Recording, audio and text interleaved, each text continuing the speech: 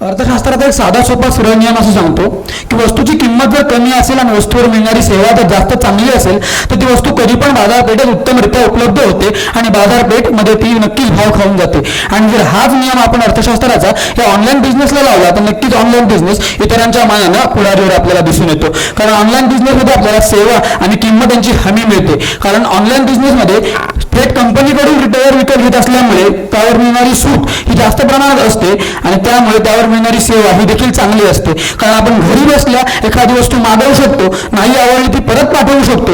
यामध्ये आपल्याला मिळणारी सेवा ही नक्कीच चांगली असते. कारण विदिन 3 डेज फक्त 3 दिवसात ते आपल्यापर्यंत एखादी वस्तू पोहोचवतात. ती खराब असेल, ती आवडली नसेल तर पुन्हा 3 दिवसात ते आपल्यापर्यंत पुन्हा पोहोचते. याचा अर्थ असा होतो की अर्थशास्त्राचा साधा सोपा सरळ नियम वस्तू आणि सेवा यांची हमी देणारी आणि किमतीची हमी देणारी व्यवस्था ऑनलाईन बिझनेस मधून पाहायला मिळते. आणि व्यवहाराचे अतिशय उत्तम आणि सोपं साधन म्हणजे ऑनलाईन बिझनेस. खरं तर यामध्ये कुठलंही काळं वेळ नसतं. जे काही आहे ते उघड 4 चौघामध्ये करण्यासारखं असतं. टेबला खालून नाही, टेबला खालून वरून नाही. अशा प्रकारे ऑनलाईन बिझनेस हा साधा सोपा आणि पांढरा बिझनेस आहे असं म्हणायला नक्कीच हरकत नाही.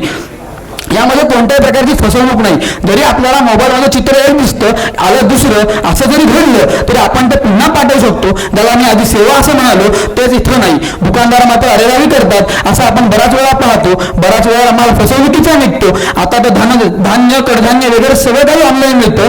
पण जर दुकानदाराकडे आपण सडल्या म्हणून गेलो तर दुकानदार कधीच ते आपलं परत घेत नाही, त्याचे पैसेही परत देत नाही किंवा दिलेल्या पैशाबद्दल आपल्याला दुसरी वस्तू घ्यायला सांगतो. पण हे मात्र ऑनलाईन बिझनेसमध्ये आपल्याला सापडत नाही. ते आपल्याला पेमेंटही करतात, ते आपल्याला आपले पैसे परतही करतात. हे झालं सगळं. पण आम्हा सामान्य लोकांची एक अट होती, आम्ही ग्रामीण भागात राहत असू तर शहरी भागात यायचं का आम्हाला एखाद्या ब्रँडेड वस्तू घ्यायला, तर नाही. ऑनलाईन बिझनेस आम्हाला आमच्या घरीपर्यंत नायकी असू द्या, आदिदास असू द्या, रिबॉक असू द्या, कोणतीही वस्तू तुम्हाला तुमच्या घरामध्ये ब्रँडेड हवी ती मिळेल याची खात्रीवर ऑनलाईन बिझनेस असेल तर नक्कीच उत्तम आहे. शेवटी एक वेगळी प्रोसेस ज्याला आम्ही टॅक्स चुकवणं असं म्हणतो. आणि कधी दुकानदाराकडनं बिल घेत नव्हतं, कोणत्याही दुकानदार आम्हाला बिल देत नव्हता. पण इथे प्रत्येक गोष्टीची 1 रुपया जरी पेन ड्राईव्ह विकला फ्लिपकार्टने तरी त्याचं बिल येतं. म्हणजे त्या 1 रुपयासाठी येणारा टॅक्स हा सरकारला मिळतो. आणि म्हणून मला असं वाटतं ऑनलाईन नक्कीच फायदेशीर आहे. धन्यवाद.